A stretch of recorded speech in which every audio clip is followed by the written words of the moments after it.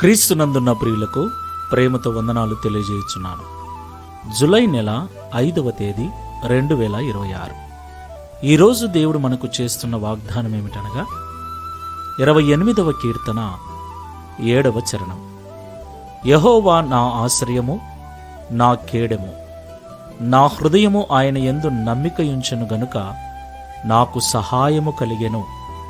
కావున నా హృదయము ప్రహర్షించుచున్నది, కీర్తనలతో నేను ఆయనను స్తుతించుచున్నాను. ఆమెన్. నా ప్రియమైన సహోదరి సహోదరులారా, మనం ఆరాధించే దేవుడు కృపా సత్య సంపూర్ణుడైన వాడు, మహత్ కార్యములను ఆశ్చర్య కార్యమును జరిగించగల గొప్ప దేవుడు, భీకర కార్యములు జరిగించగల పరిపూర్ణుడైన వాడు, నమ్మలేని ఊహకందని గొప్ప కార్యములు చేయగల సమర్థుడైన వాడు మన దేవుడు.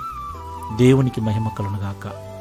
నా ప్రియమైన సహోదరి సహోదరులారా, ఈ లోకములో జీవిస్తున్న మన జీవితం ఎన్నో సమస్యలతో, ఎన్నో రకాల రోగములతో, శోధనలతో, ఇబ్బందులతో ఎన్నో పోరాటాలు చేయవలసి వస్తుంది.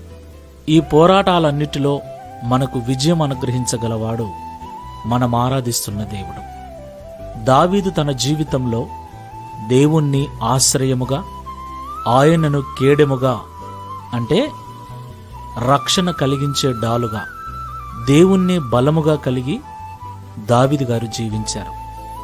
దావీదు తన ప్రతికూలమైన పరిస్థితుల్లో దేవుని మీద నమ్మకం కలిగి జీవించాడు. మనుషుల వైపు చూడలేదు, తన కుటుంబం వైపు చూడలేదు. ఎలాంటి భయంకరమైన పరిస్థితి వచ్చినా యెహోవా నా కాపరి అంటూ, యుద్ధము యెహోవాదే అంటూ Download ShareChat.